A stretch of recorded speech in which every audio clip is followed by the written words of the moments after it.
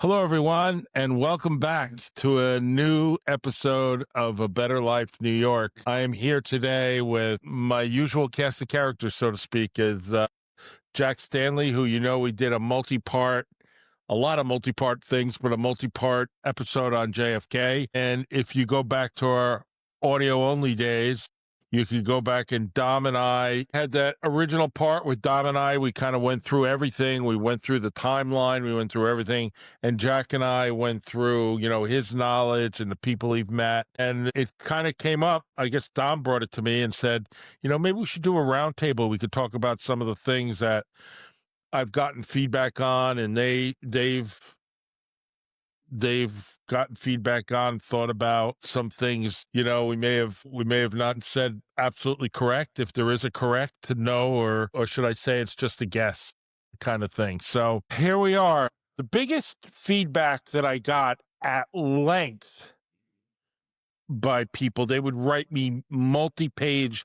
First of all, it's amazing how a touch point the JFK assassination is. Everybody has a version. Mm-hmm. Everybody has a view. Everybody has something to say about it.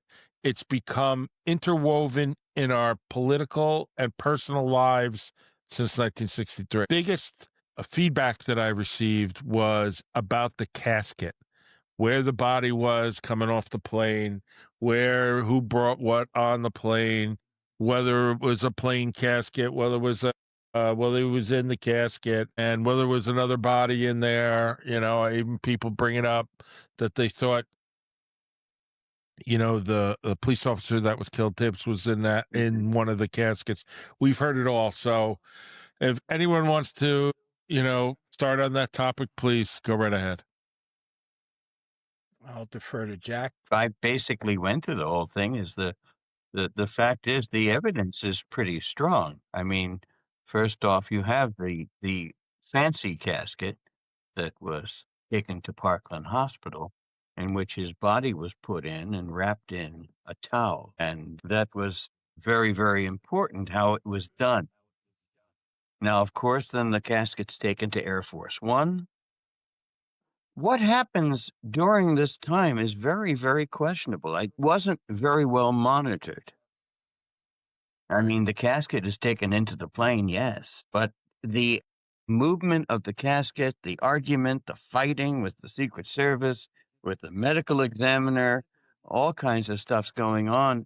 Somehow, the body ends up in the shipping casket in a body bag. Right. And this has been recognized by various individuals who were working in the morgue. I mean, it's not a question of every one of them identifies the exact same thing. Right.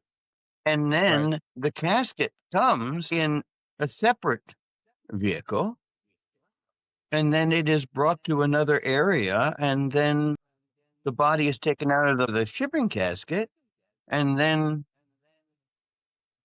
it's very confusing. Nobody bothered to really document everything. Nothing was carefully watched. Nothing was carefully taken care of. And that's probably very deliberate because, as we'll probably in our discussions talk about, the fact that this was a military action. It was not an autopsy. It was carefully controlled by the military. The doctors were told what to do, how to do it, and when to do it. And so the end result is that we have a myriad of questions that were created by the fact that there was nothing done to preserve the basic, the body itself. I mean, the body was not protected, was not documented. Nothing was done. I'll stop. Yeah, the researcher who brought all this to light was David Lifton in his 1980 book, Best Evidence. And as you said, you can watch the videos of his interviews with the people who received the shipping casket. And what was also unusual was about 25 minutes after the shipping casket came in, that's when Jackie and Bobby Kennedy show up with the other casket. So what David Lifton also found was a document written by the two FBI agents who remained with the body. And the documents talks about surgery to the head area. Mhm. So it seems that prior to the autopsy that was viewed by 30 or so people, including Curtis LeMay, some surgery was done on JFK prior to that, more than likely to remove projectiles that would show Right, yeah. being shot from different angles and whatnot. I agree 100% with you, is the fact that before that other casket even comes, they are by themselves, the Right. 2 surgeons, and they do their work. There was one fellow that was interviewed, and he said he even looked at the brain, and he said he could see that there was surgical work done on the brain. What remained of it, Yeah, and what remained of that's it, a whole section was gone. most of it was left in Dealey Plaza. Yeah. Yes, What's indeed. unusual is that the autopsy states that JFK's brain was larger than normal, but every doctor who saw him said it was gone. Half of it was gone. Yes, Right. agreed. So, Dom, if you could bring that microphone a little closer to you, I think it would be a Sure. good idea. Or move closer Okay. to it. How's this? Good? Yeah. So that brings up something I think, if I remember, Jack brought up, is that he always thought that Robert went and took the brain from and put it with the body. Isn't that what you thought, Jack? No, no. Is that what you thought, Dom? Where did I hear Yeah. that? Yeah, Oh, I'm 'cause sorry. I knew it was one of you bright guys. I don't think that the brain was ever brought near the body. I think the brain, the slides, the pictures, anything that could identify or show any of the medications that JFK was on was put into that casket that was dropped in the North Atlantic. Yeah.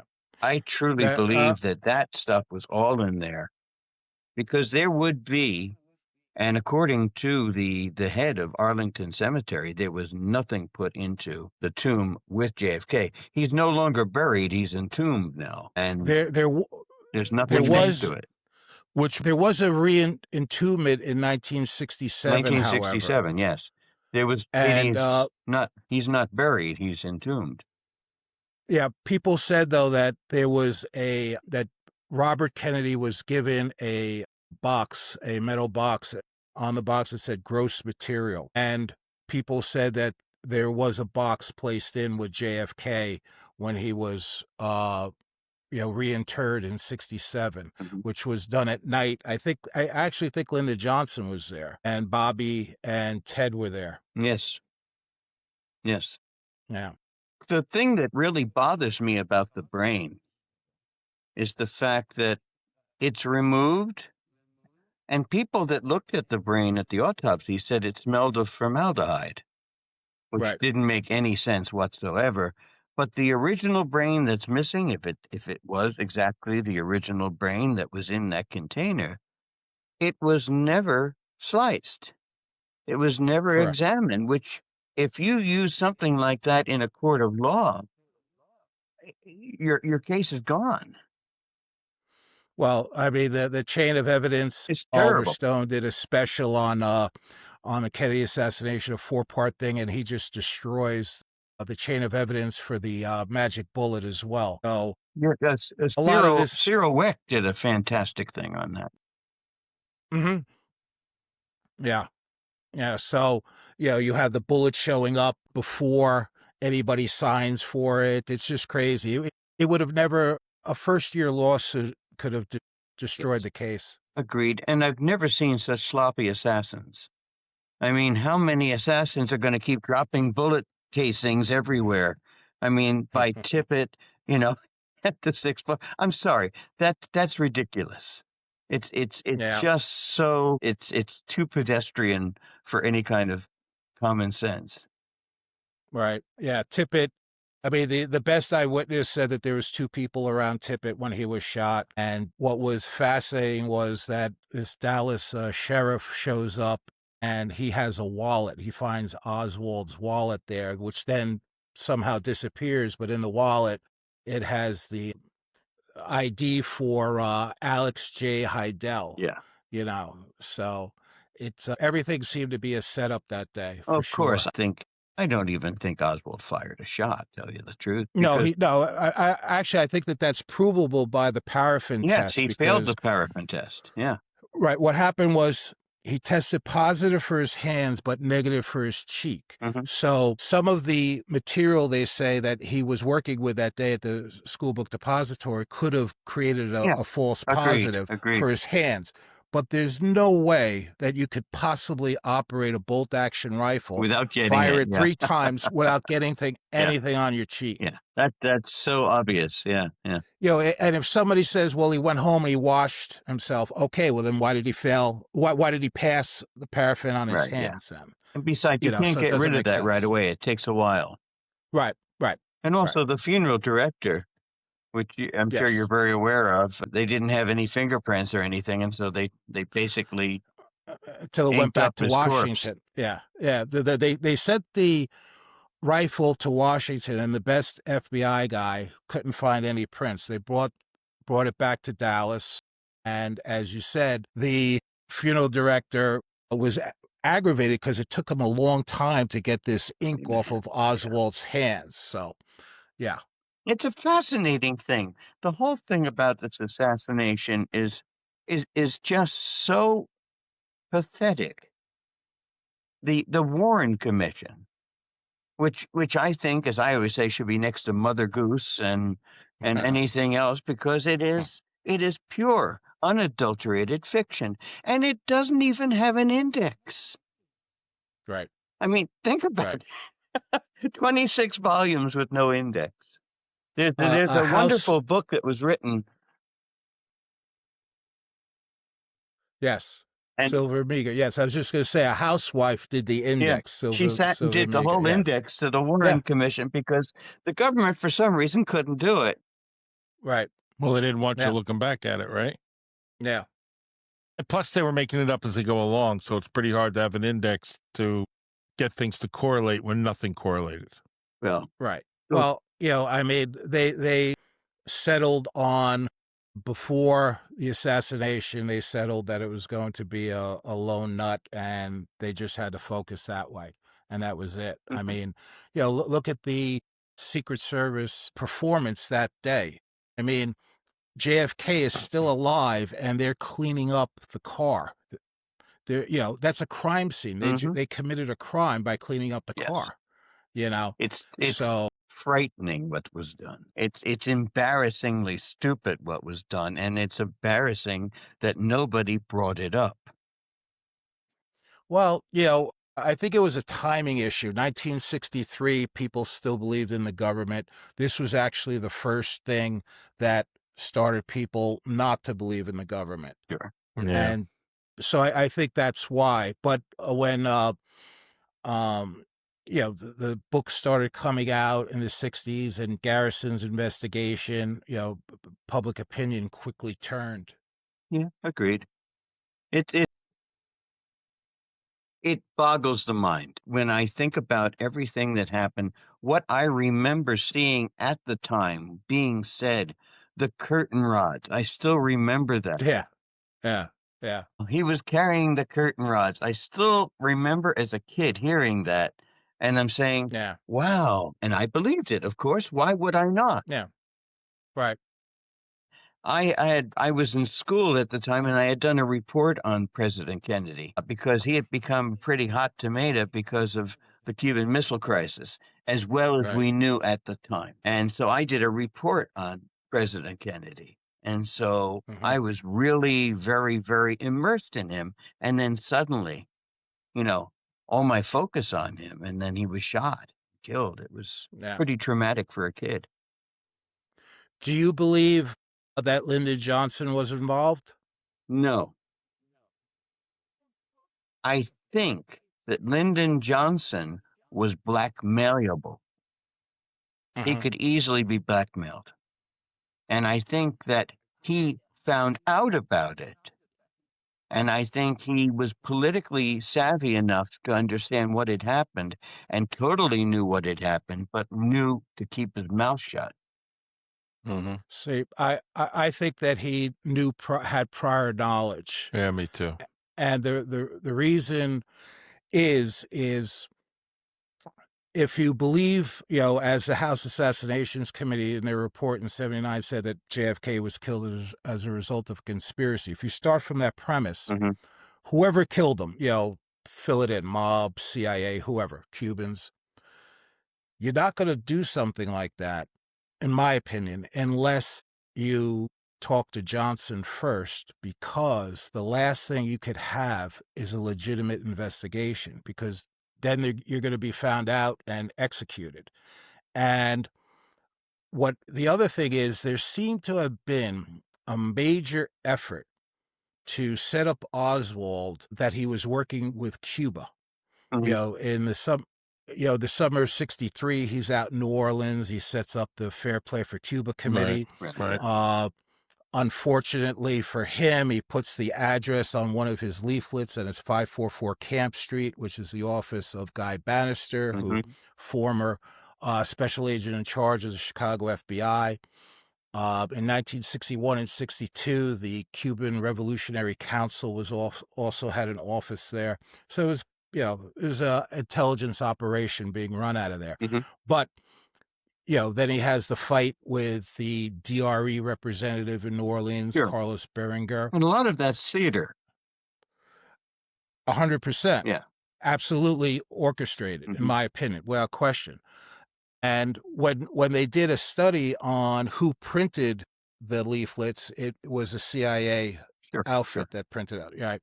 So my belief is that the assassination stemmed from operations at JM Wave Station, which was outside of Miami. And at that time in history, it was been proven that you had the mob, the CIA, and the anti-Castro Cubans working Oh, together yes, to try yes. to kill Fidel. What was that? So Mongoose, right? Operation Mongoose, right? Operation Yeah. Mongoose, right. So I think what happened was they switched targets. Three of those groups had very serious issues with Oh, JFK. yeah, indeed. So they said, let's kill him, blame Castro for it, and then we could have a war where we depose Castro. The mob gets back their casino. The anti-Castro Cubans get back their country, and the CIA gets, what they wanted, which was the removal of Fidel. I think that somebody spoke to Lyndon Johnson about that, and he kind of played them off and went along with it, but he pulled the rug out from under them and did not go for the Cuban angle. And I think that that's why we had this ridiculous stuff going on, that it was, one guy doing the shooting. And you have the Secret Service, because the Secret Service was involved in this because they changed the motorcade route. Sure, They broke sure. their own rules. And like I said, they broke two laws that day, because number one, they destroyed the crime scene by cleaning up the car. Granted. Number Yeah. two, they stole the body, Yeah. because at that time in history, it was not a federal crime to kill the president. Correct, yeah. So he should have remained in Dallas for the autopsy. Right. So the other thing that happened was National Security Action Memorandum 263 that JFK did in early December, where we would have been out of Vietnam 1965. That was changed literally the day he was buried. So I think that they had planned to kill Kennedy, blame it on Castro. I think that what happened was Johnson looked at that as a very, very dangerous situation, because if we would have gone to war with Cuba, we're definitely going to be killing Russians, and you don't know where that could lead. Johnson wanted to be president more than anything in the world, but he might have only been president for a week. You know what I mean? So I think that another reason why I believe he knew is that would explain his behavior in Dealey Plaza. He was ducking. Mhm. Okay. We have two sources for that. Senator Ralph Yarborough's testimony, Mhm. Right. where he said that when the limousine entered Dealey Plaza, Lyndon Johnson was leaning over, listening to some radio. And we also have photographic evidence proving that, because you have a picture of the limo, you see Lady Bird and you see Ralph Yarborough, but you don't see Lyndon Johnson. Yeah, he's down. I truly believe that he was understanding what was going on, but he was not the person planning it. He I agree with that. I agree with it. did not want to He be didn't involved at initiate it. all. You know, he didn't initiate it. Yeah, but Let's he and also Hoover of the FBI, I don't think either one of them were involved in planning it. I believe I the agree. Joint Chiefs. I believe the Joint Chiefs of Staff working with Mhm. rogue elements of the CIA, and I think one of the more important people is Allen Dulles. Absolutely. That is the devil incarnate, as far as Yep. I'm concerned. And Yep. Kennedy fired him, but that didn't mean anything. I mean, he was running the Right. CIA from home. Yeah. And basically, I think that he, along with the Joint Chiefs, and probably a few other individuals, I don't think the mob was involved initially in the assassination. I think they were involved in the cleanup. Well, Jack Ruby was a mob Oh, guy yeah, out of he was from Chicago. Chicago. You Yeah. know, and there's a book called Contract on America by David Scheim where he goes over Ruby's telephone calls prior to the assassination, and you just see it skyrocket, Oh, you yeah, know, yeah, his yeah. calls to Agreed. mob figures prior to. And also you do have the testimony from Julianne Mercer on Saturday the 3rd, November 23rd, where she identified Ruby as being the individual who dropped off a person who was carrying a rifle case. And, you know, he dropped them off by the grassy knoll.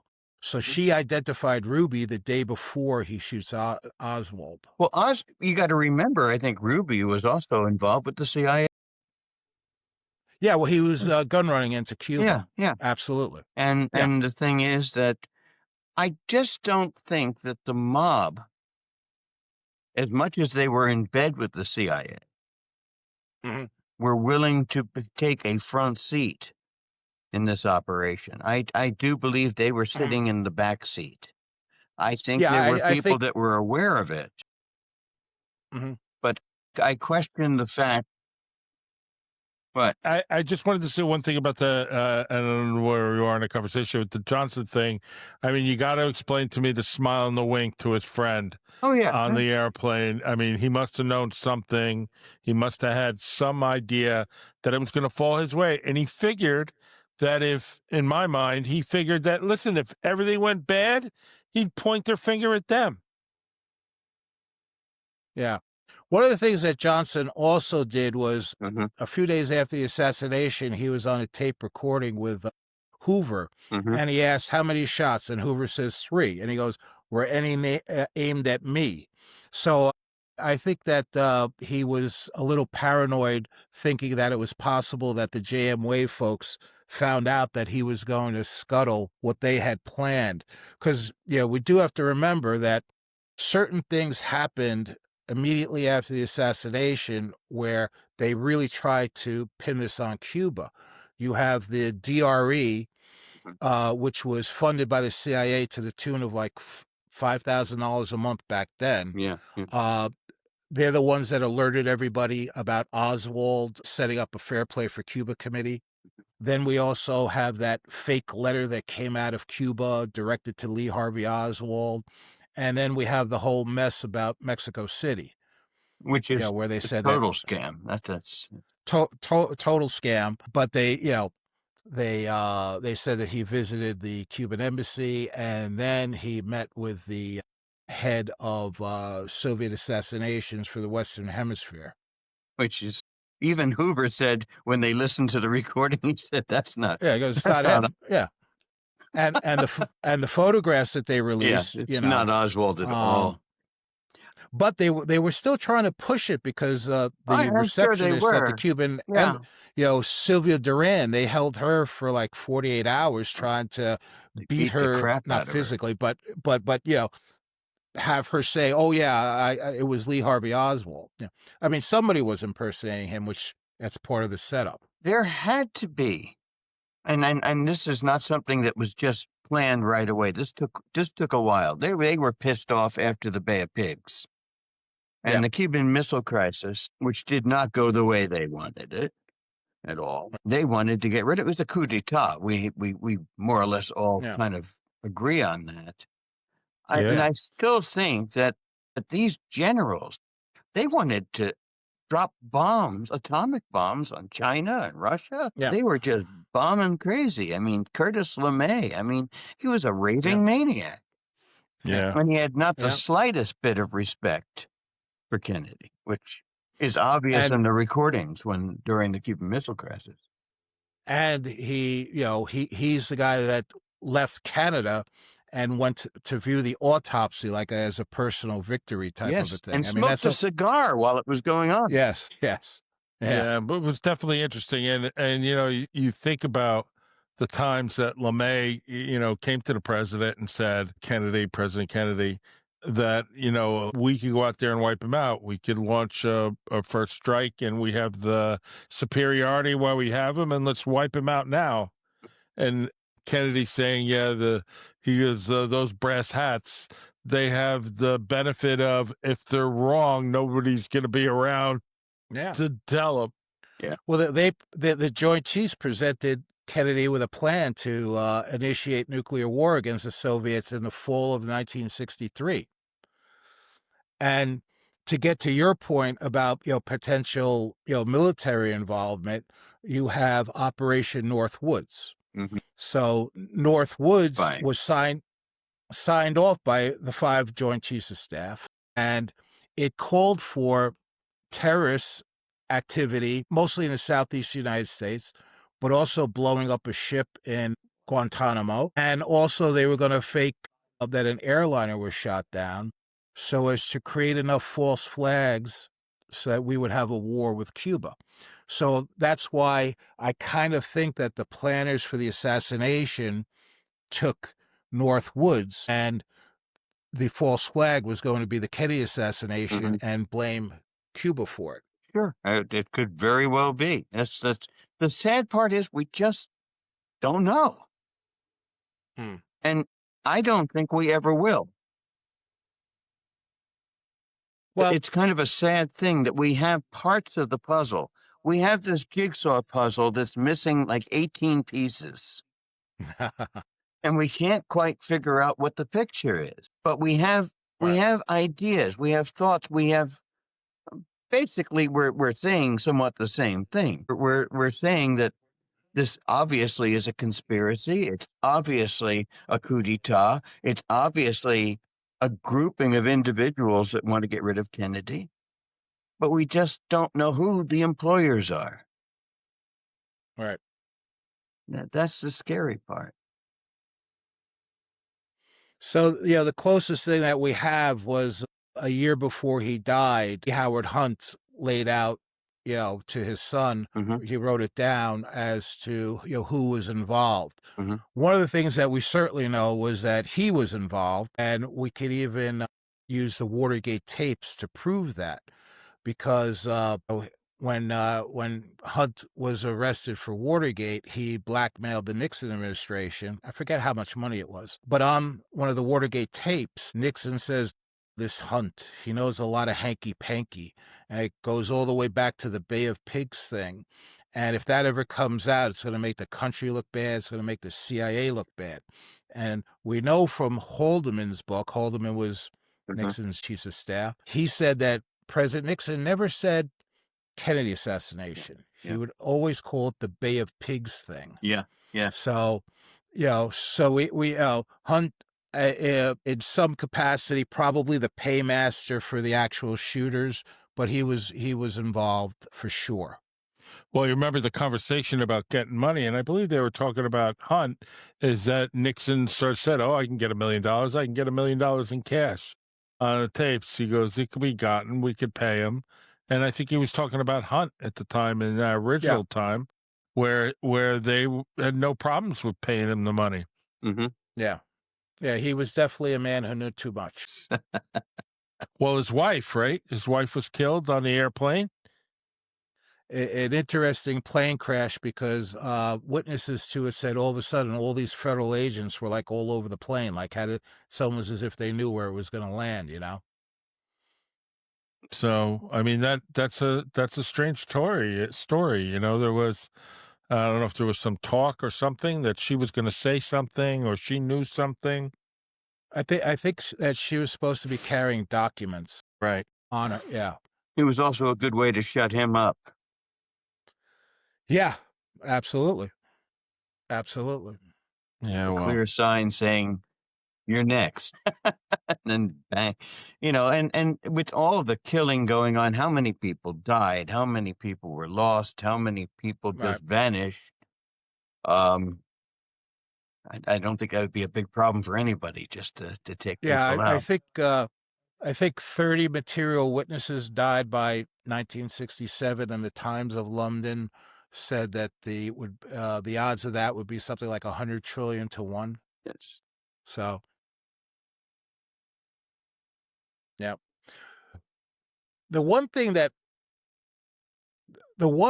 might be coming out is footage taken from the motorcade that day, which supposedly shows Oswald in the doorway of the Texas School Book Depository.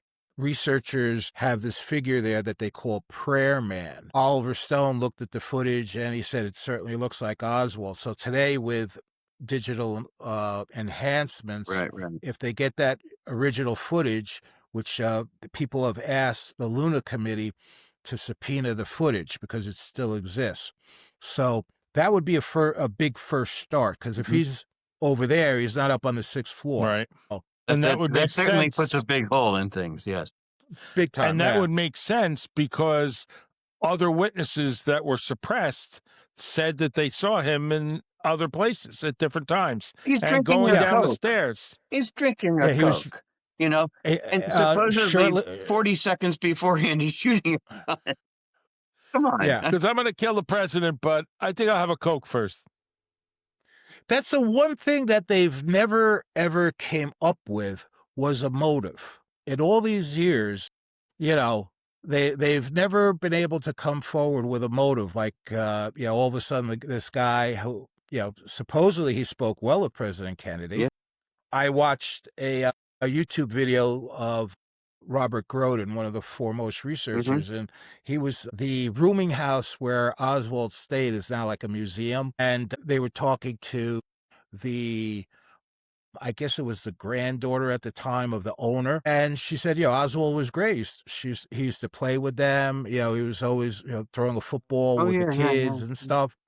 So why is it all of a sudden this guy who has what was a 2-year-old kid and a baby just, says, "Oh, I'm going to shoot the president today." They've never been able to come up with a motive. It's ever. very illogical. Preordained, obviously. Yeah, It's all set. I mean, even when Johnson calls Hoover and says, "Do we know who did it?" And he said, "Yes." And he Yeah. goes to the whole thing. We know exactly what happened. How would he know exactly what Right. happened? In that Yeah, time frame, after a day. after a day, there were news articles out there that explained everything he did. Yeah. And talked about his relationship to Cuba or whatever. Yeah. It's an obviously covered job. Agreed. The sad part about it is I actually think that Lee Harvey Oswald is probably an American hero, because there were 3 areas where they were going to kill JFK. The first one was in September in Florida. That got scuttled because of they infiltrated that group, and you can listen to the tape. Guy says you shoot him with a high-powered rifle from an office building. So they stopped the motorcade. The second one was on I think it was going to be November 2nd in Chicago. Yeah. And we know from reporting that's been done on it that an FBI informant named Lee, based on his information, they were told that there was going to be an assassination attempt. And then a woman, cleaning lady, goes into this room and she finds guns and she finds a map of like the parade route, and she calls the police. Police call the Secret Service. 2 of the people were arrested, but, of course, there's no reports left on that. And then we have the FBI teletype that went out, I think, on the 19th of November, saying that there was going to be an assassination attempt against JFK November 21st, 22nd. If I had to bet, I would say that Oswald was the source of that FBI teletype as well. I wouldn't be surprised at all. Oswald is a pathetic character in this whole story Yeah. because he's never been allowed to tell his story. Right. And It's already been pre-written before his death. Yeah. And it's very unfortunate. And the same in a sense with JFK. JFK has become, instead of a president, a thing in this whole story. Yeah. The body. The body is treated so disrespectfully. When you think about what it was done. I had the opportunity to talk with Dr. McClelland, and I asked him a question. He was a friend with Jerome Hines. Jerome Hines was a friend of JFK's, and so he did me that favor, and so I could talk to McClelland, and he said the whole back of his head on the right side. It was fist-sized, he said. It was all blown out. He said it was obvious. I mean, he said there wasn't much brain matter, except the brain matter was falling out of his head. All right. You know, how does this happen if the head wound's on the top of the head? That's one thing that's happened is that the doctors who saw the wounds all said that there was a big deficit in the occipital area of the skull. Yes. It's disappeared, but there was a piece called the Harper fragment, Right. Yeah. that was found on the grass, Mhm. and so the poor motorcycle policeman, he got hit with all that stuff. He thought he was shot. I think his name is Everything was Hargis or flying in the something, wrong direction if he's getting hit from the back. Right. That is correct. That is correct, without question. The thing that I found so fascinating was the fact that McClelland said something, and he said it was never said directly, but every doctor was more or less inferred with the fact that they didn't see what they saw. Right. And they should basically just be quiet. And they didn't talk for a long, long time until they got old and retired, and it didn't matter anymore. If you think about it, these guys come and threaten you. Sometimes you say to yourself, well, maybe they're not serious. Maybe they're just threatening. Maybe they're not carrying it out. They just killed the president of the United States. Yeah. If they can get to him, they can get to anybody. Of course. And all these people had to sign these documents. My father, by the way, was in Vietnam in 1954. We weren't in Vietnam in 1954. Right. And so when he was there, after he was done, he had to sign paperwork saying that what he did, he didn't do. Right. Which is common in our government. We have lots of agreements and talks like this. And so many people were threatened and challenged and told, no, you didn't see that. That's not real. That never happened. Forget it. Laos and Cambodia. How about all that? That went on. That went on constantly. So who knows? And it went on for a long, forces. long time. Because France finally got out of there. And then we hopped in. And JFK had been over in Vietnam in the 1950s. And he saw what an absolute mess it was with the French. And of course, we did what he said we shouldn't do. And then we discovered how we basically won the American Revolution. Is basically the North Vietnamese knew they didn't have to win the war. They just had to get us tired. Yeah. And that's what we did. Yeah, it was a war of attrition. Yeah. And JFK knew that. He was smart enough to realize that. Johnson was smart enough, but he was terrified. He wasn't going to take the same route that JFK was doing. He realized that didn't work very well. And so he was very agreeable. And then there's, I'm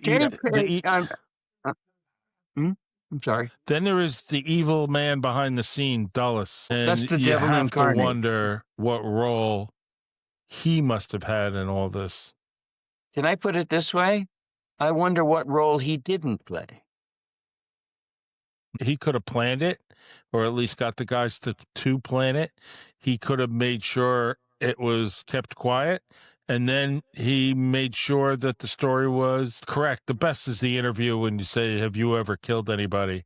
And he's smoking his pipe and he's sitting there. It's like total, absolute arrogance. Like, yeah, my job is to kill people. I do whatever I want. Frightening, dangerous man. And he ran the Warren Commission, Yeah. and no one dared question what he said.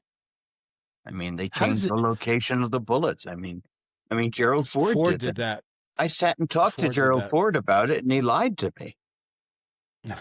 I like what was it, a card or a letter he gave you? I wholly believe. You sent me a copy of it. I think I put it up. Well, he had a thing. He showed me. He pulled it out of his desk, and he said, there are questions with the Warren Commission. We talked about the movie JFK, and he said it's a great movie. he said, but it's based on innuendo, and a court of law cannot be judged by innuendo, which he was correct on that. I understand that. But the thing was that he said he felt there were issues with the Warren Commission where there were mistakes. But he said, I basically concur with its findings, which he knew as well as everybody else that was after the hogwash. Yep. I think Yeah. Nixon had something to say. Didn't he say it was the greatest lie perpetrated, something like that? Probably. Yeah. I always like what was his name? Stone? Was it Stone? Roger Stone. Roger Roger Stone Stone? said the thing about he cornered Nixon after several martinis and said, "Who Yeah. killed Kennedy?" And he said he looked into his martini for a while, and then he said, "Both Lyndon and I wanted to be president." Yeah. He wasn't willing to do what Lyndon was willing to do to make that happen. Okay. There's something I wanted to mention. I wanted to mention people that were witnesses, people I talked to, and just to get their take on it. Daniel Patrick Moynihan and his wife Liz Moynihan were very much involved in the Kennedy administration. And I sat down, what was it, many years ago, in the back seat of a car driving to Gettysburg Battlefield with Liz Moynihan, and we just sat down and talked. And she said when that event happened, she said her husband, the first thing he said was, make sure we give Oswald Secret Service protection. Because the last thing you want to have is anything happen to him. Right. And of course, she said the press came to see him and they announced that Oswald had been killed. And he just sat there and slammed his fist on his desk saying, I told you what to do. Nobody would do a damn thing. And it's really kind of fascinating. And Liz says she was there at the White House when they brought the casket in. Mm-hmm. It was a very, very moving thing. And then the family opened the casket and they had a private viewing. Oh. And they didn't like the way he looked. Right. Jackie said he doesn't look like himself.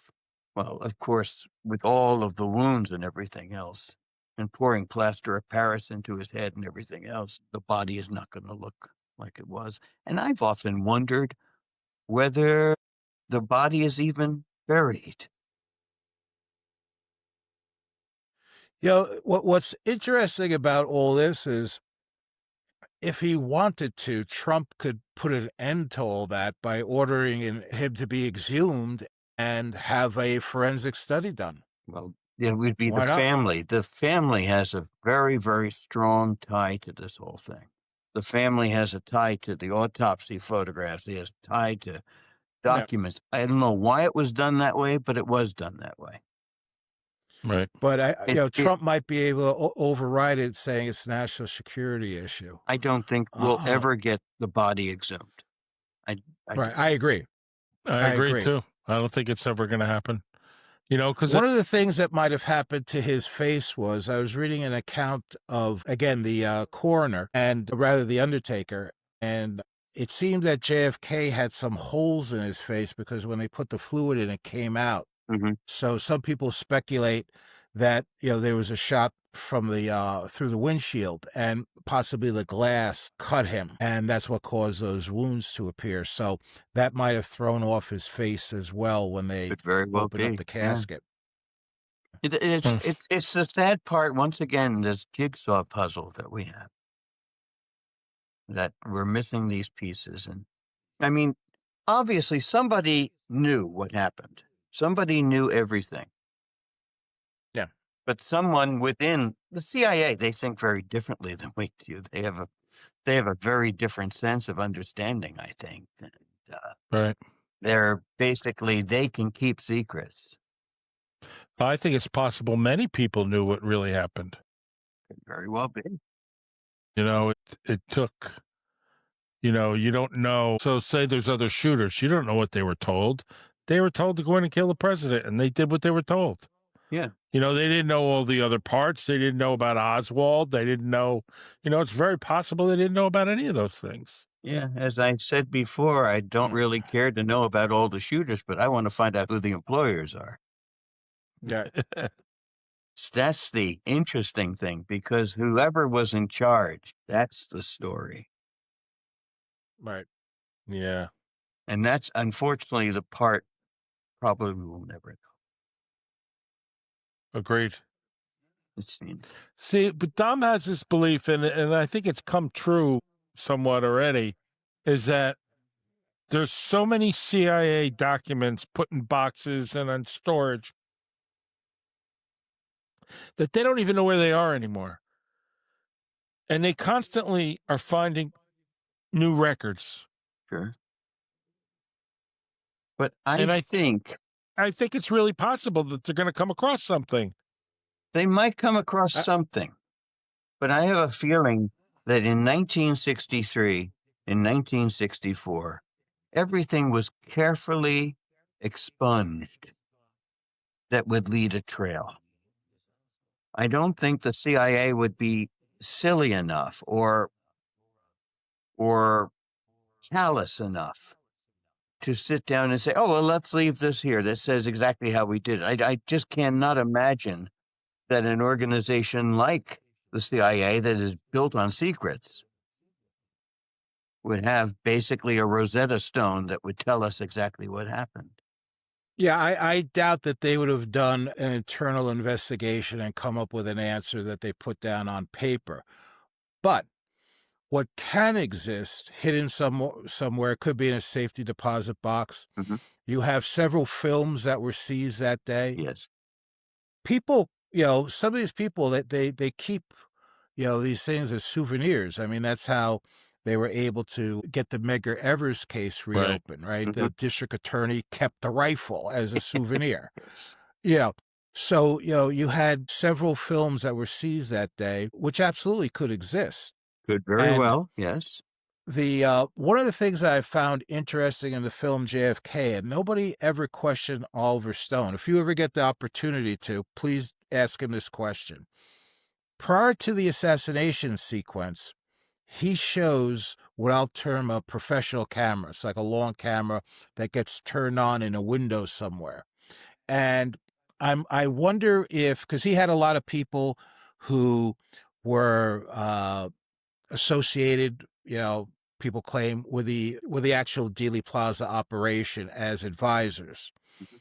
I wonder if somebody told him that it actually was filmed in a professional manner by a top camera.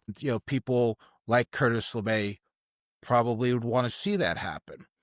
That it's a possibility. Yeah. It's a Yeah. macabre, but people keep weird souvenirs. Well, you never know. Yeah. Yeah. I agree. That also, if you have something like that, it also might have been done for blackmail purposes. For example, if one 3-letter organization knew that this was going to happen, they film it because they want blackmail on the other 3-letter organization that Mhm. did it. Yeah. Yeah. So yeah, indeed.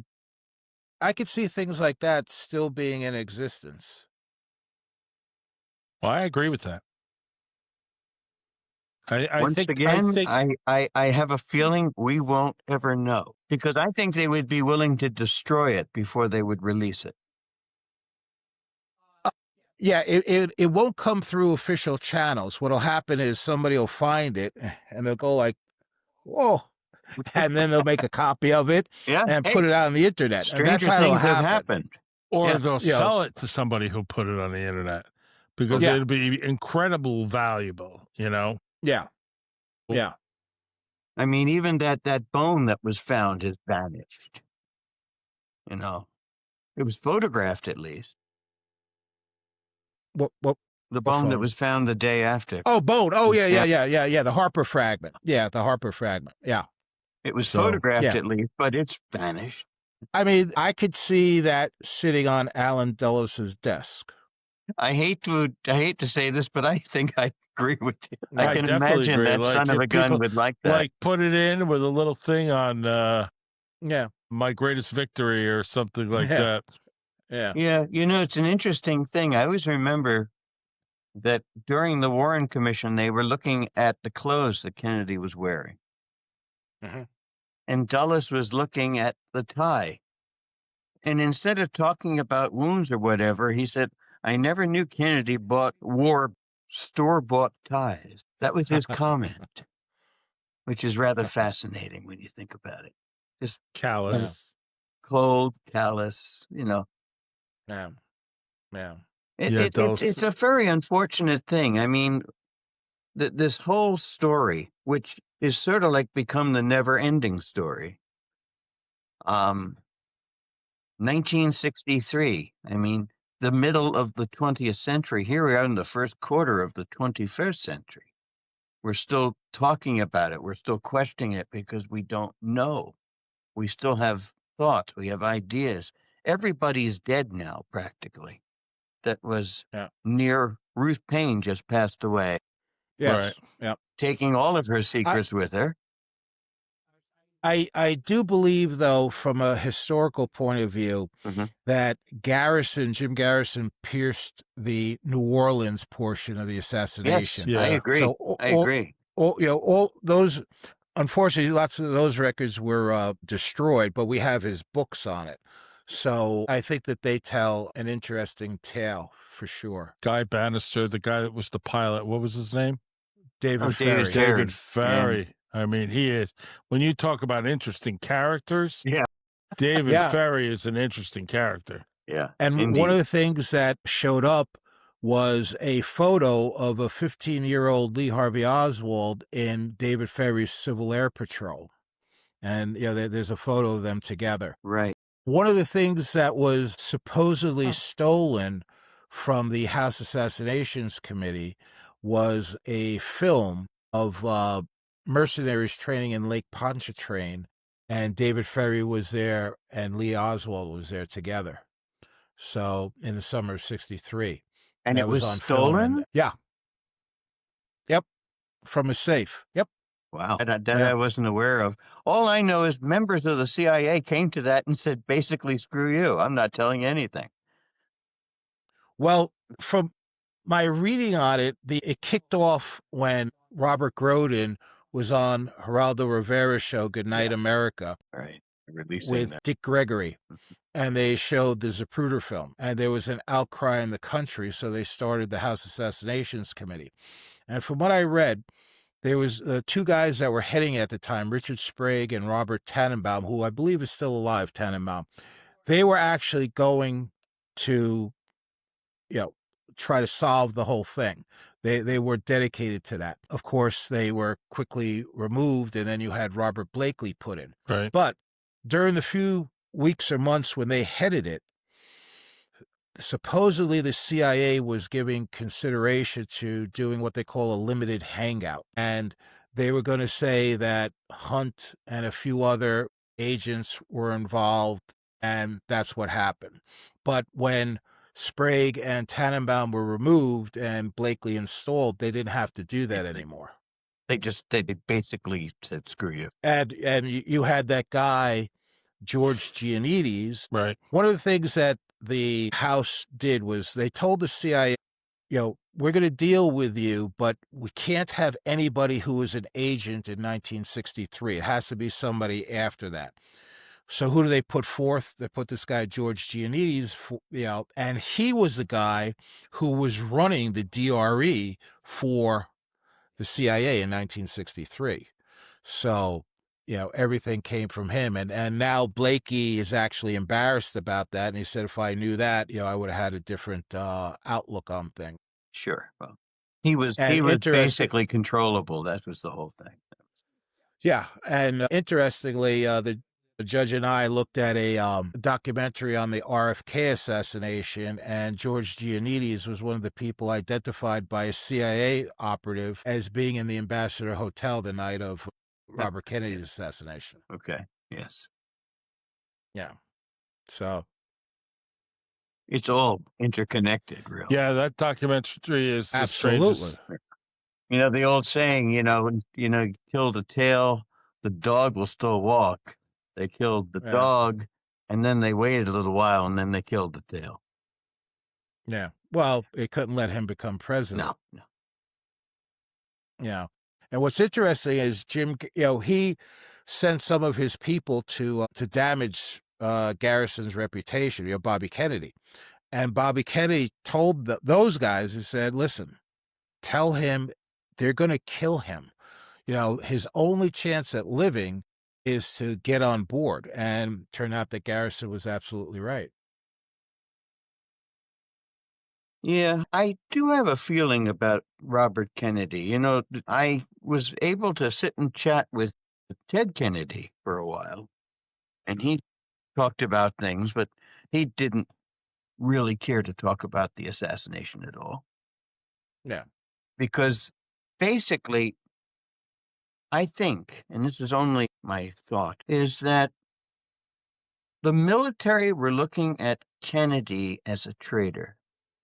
Mm-hmm. They were looking at him as someone working with the Soviets and sharing documents. In fact, there was actually a document that they marked that wound up in Russia that he was sharing with Khrushchev. And the Kennedy family was basically said, just shut up. Just let sleeping dogs lie.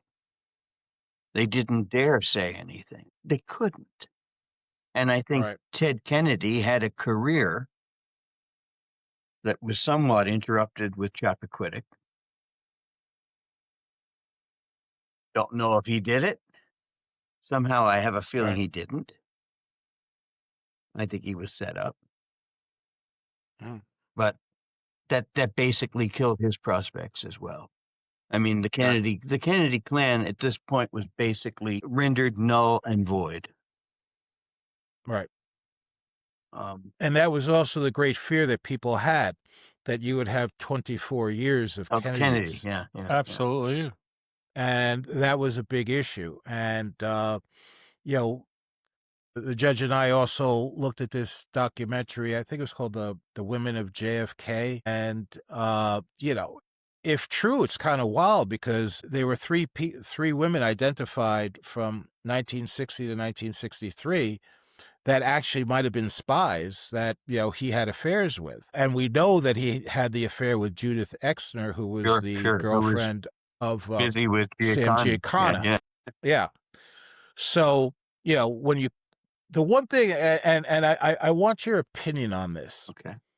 People talk about, because, it was the beginning of the movie JFK, I think it was June 1963 at American University, where Kennedy's talking about, having détente with Russia. Right. But I believe it was September 9th, 1963, he gives a speech to the UN where he talks about a joint mission to the moon with Russia. Now, if I'm in the military-industrial complex, that's going to send shivers down my spine because like a year before, we almost blew each other up. Now this guy wants us to give up all of our secrets, metallurgy, our electronics, our radar, everything. Why would he do that? I mean, because if you're looking at the election in 1964, he's going to get hammered with that. By Goldwater. Yeah. Why would he do something like that? Here's my guess on this whole thing with JFK. In his private notes, He thought he was gonna live to be 45 years of age. Because his health, Right. his conditions were terrible. Right. He didn't Addison's expect to live disease. very long. Right. I've Pain. often thought that he looked at himself a little Don Quixote kinda like, going against that windmill. He was gonna go if he was gonna go, he was going to go out with blazes. I really kinda think that he basically said, "Go ahead, try it." And they Yeah, they did. did. It's interesting you say that because he kind of foretold his own execution when talking about the book 7 Days in May, which he loved the book. Mhm. Right. And so much that he actually gave permission to shoot the film Right in the White House. House. Yeah. And Frankenheimer, right? yeah, and it's a great movie. So Mhm. for all the viewers, they should Mhm. watch it. 7 Days in May. Sure. But a friend of JFK's asked him, "Do you think that that really could happen?" And he thought about it, and he said, "If three things happen, I think that that's a possibility." So when you look at the Bay of Pigs, the Cuban Missile Crisis, then pulling out of Vietnam with Mhm. National Security Action Memorandum 263, Right. it's like he predicted the scenario that would cause the linchpins to kick in. Well, you open up something that I wanna ask you. Kennedy's a smart guy, Right. very smart. I remember talking to people who would talk to him, and they said he had an incredible intellect. He had to know he was in the crosshairs. Yes. He had to know. Well, I mean, that day, there was a full-page ad in the Dallas Morning News, wanted for treason, Sure, yes. right? And he had a conversation that morning with Congressman Henry Gonzalez, and he said, I know about the threats, but the Secret Service telling me they have it all taken care of.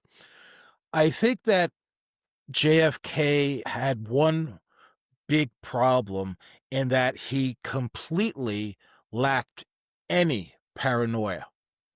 A Mhm. normal person, I mean, he had to find out somehow about the attempt in Florida, because his Sure, Motorgate sure. got He cast. had to. He Yeah, had to be told about Chicago. yeah, Right.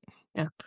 So, you're sitting in an open limousine in Dallas. I mean, where he himself said we're going to Nutville or something Yeah, words yeah. to that That's effect. exactly you're going to So, nut country, yeah, yeah, right, nut country, right. yeah. So I just think that, I mean, he was so brazen in his affairs. I think you're dealing with a guy with, even though he was a top-notch politician, he had zero paranoia. Yeah. And I think if he would have had 1% paranoia, he would have taken a little bit more interest in his own personal safety. He didn't care. I really don't think, you know, here's a guy that's racked in pain every day. Yeah. He has achieved the greatest thing he's Right. ever gonna do in his life, Right. and he's riding high, and he knows he's gonna die soon. I mean, you know, I mean, his health is so bad. He knows everything is in his body. I mean, when that's one of the reasons also to get into that, perhaps one of the reasons why they moved the body. They did not want anyone to get in there and find out all the various problems he had and all the right. The drugs he was drugs. on and all the sexual diseases he was carrying. Yeah. But Right. I think it's fair to say that when you talk about his paranoia, it was pretty much overwhelmed by his own ego. I Well, mean, he had a gigantic ego. I mean, listen, my who dad was in doesn't? the Who's war. president? Right. A cult of personality, right? Yeah. But Right. my dad was in the war, and he had tattoos all over his whole body. He was in World War II and in Korea. And though he didn't speak about it, my mother told me that the reason his behavior was so over the top with all these tattoos and, and drunken sailor stuff, guys going out partying all night, is because he never thought he was coming back. Yeah. So if you have this, this sense that you're going to die, if you're going to die at 45, as say, then you're going to do whatever you want. What's the difference? Yeah. I agree. Yeah, but he was in his life. He was given the last rites, I think, 3 times. Yeah. For various different I ailments. think. Yeah. And so get back to answer your question. Maybe he thought it would be an easier way to go out. Sure. Than suffer. So maybe, I don't know. And he had the greatest desire. One of the things that everybody said. Sorry to throw names in here too often, but Arthur Schlesinger, who was his historian, I used to talk to him on the phone, and he would tell me stories, funny stories, actually. Just a quick little story. He was Kennedy's historian and always focused on history. Kennedy would walk into his office, which was in the East Wing, and he would say, "Arthur, what happened today in history?" And he'd want to know so he could use it perhaps on a speech or whatever. And so he walked in one day and said, "Arthur, this week, let's do movie reviews." Just something totally off the wall. That's just the way he was. So that is potential for another thing which might appear, which is a chapter in Death of a President that was not published. So the Kennedy family hired Arthur Schlesinger to write the book, and Jackie was interviewed for it. And they actually took Schlesinger to court to take out part of it. And supposedly what that involves is Jackie's belief that Lyndon Johnson was involved with the assassination. Yeah. And they didn't want it out there. So that chapter did exist. And, who knows, maybe that might see the light of day at some point in time. But the thing I wanted to say is the fact that Kennedy was very smart, and he said he was a great intellect. And so how could he not know? How could he not know that something was going to happen? Yeah. Which is what I was thinking about with Schlesinger, is the fact that he idolized Kennedy. He said he could never understand why people thought he had affairs. He just couldn't even see that. He had this idyllic understanding of JFK. Yeah. Well, that's the thing. A lot of the JFK people, it's Camelot to them, and that's it. Like what I think, had Kennedy never been assassinated, I think that his affairs were going to come out in 1964. Like everybody says he was a shoo-in. I don't think so, because part of what we saw when we watched that show on The Women of JFK is in England, they were writing stories about high-ranking members of the New Frontier that were involved in sexual scandal, much like the Profumo scandal in England. Right, yeah. So I think that he was actually headed for a fall in 64. I think that he would have been in a lot of trouble. I don't think he would have missed out. I think he would have won, even with his actions. I think it might have hurt him some. Robert Kennedy, his job throughout his life was to clean up after his brother. Absolutely. And without a doubt. He would threaten, he would do whatever had to be done to stop a story. Yeah. And he did it countless times. That's why I've always thought that the last thing that Robert did to clean up after his brother was to get rid of anything that would bring any kind of information to the body. That's why I've always wondered, because he pushed to have that casket taken out, because it would be one of morbid fascination, as he said. Yeah. And it was taken out whole, and no one looked to see what was in it. Right. When they intern him, what's the difference between being buried? What do you mean? You said now he's interned. He's entombed. Entombed. I'm sorry. He's he's above ground. No, he's not buried in the earth. Oh, I didn't know that. I didn't know that thought he either. was. They built up the whole thing is built up a ways, and it's got compartments in it for the caskets to be put into. It's no longer buried in the ground, as it were. He was originally buried in a Wilbur vault, by the way, just so you know, which was never opened when it was transferred in 1967, but it was placed. There's a photograph of it placed in the vault in which it sits now, and it's above ground. Wow. Another scandal that JFK would have had to deal with in 64 would have been the elimination of Lyndon Johnson, because they were working on that, and literally as the bullets were flying in Dealey Plaza, there was a guy giving testimony in Washington about payoffs to Lyndon Johnson. Yes. And after the assassination, he famously stopped talking about it. So it's one thing to talk about a vice president, and now it's a president. So no.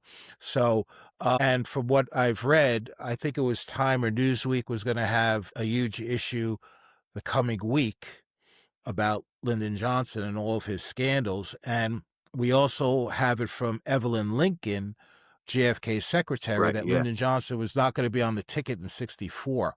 So, there would have been a lot to hit JFK with politically, his bad choice with Lyndon Johnson. And, in 64, to cheat on Jackie, I mean, she's like loved by the world. There would have been a bad reaction to that. And I also think Goldwater would have hit JFK over the head with his trying to, have a rapprochement with the USSR. You have a good point there, and I can't disagree. But I will stand my ground and say I still think He would have won in won. 64. He might have been damaged, but he had the personality. He had the charm. I mean, he could woo over. He was so good. He was so good. He was the television president. Barry Goldwater came across as like a cold fish. Yeah. The one thing which would have been very difficult had, let's say, somebody like J. Edgar Hoover wanted him out, would have been all the documentation on Judith Exner, because that, of all the affairs, that's like the super documented one, because you have calls to the White House, calls from the White House to her. You have her, which Kennedy talked about. He was really pissed off because they would tape record. The FBI was tape recording her, besides calls with Kennedy, just her. Right. And so that was actually a fully documented thing. It would have been really tough for him to get out from underneath that. I don't disagree, but I mean, I'll say this: if there was anybody who was going to get out of it, it would have been JFK, even more so than Bill Clinton. Talker. He knew how to work a crowd. He really was good at it, and he had women, whether he was having affairs or not, he made them swoon. Right. Oh yeah, without a doubt. But my mother, I will tell you, my mother used to say he could leap his slippers by my bed any day. That's what she used to say. Let's not forget, too, that, J. Edgar Hoover had so much on him. And when he ran for president, he maybe favored Kennedy because he had so much on him and probably didn't have that much on Goldwater like he had on Kennedy. Yeah. Well, Goldwater's just he was just there. It wasn't a great deal to Goldwater. And the was LeMay his vice president? In 68. Oh, in 68. Right? Yeah. How's that for a terrible twosome? Curtis LeMay makes my blood run cold. I'm sorry. Yeah. I don't know. Soldier. Yeah. I guess with an evil twist. In the end result here, we enter this in a sense and we exit this, I should say, as we kind of entered it. We know many, many parts of this, but we still can't answer many parts of it. Right. It's, once again, the never-ending story that just goes on, and I want it to be answered. I really do. I would love to see, tomorrow, the papers come out and say, this is what happened. I'd like to live to see this, but I don't think it'll happen. I don't think it'll happen in No. all of our lifetimes. I really don't. Mm. Maybe they'll wait till Carolyn is gone. Maybe that might be the deciding factor when certain things are released. Well, you got to figure, in my view, is that something's got to happen where they want to distract the public from concentrating on it, that all of a sudden they're going to tell you about JFK and everyone's going to be absorbed in that and distract us from about something going on in current affairs. Another false flag, right? Yeah. Another false flag, Yeah. right? So, Mm. all right, team. Anything else you want to leave it there? We covered a lot of stuff. Yeah.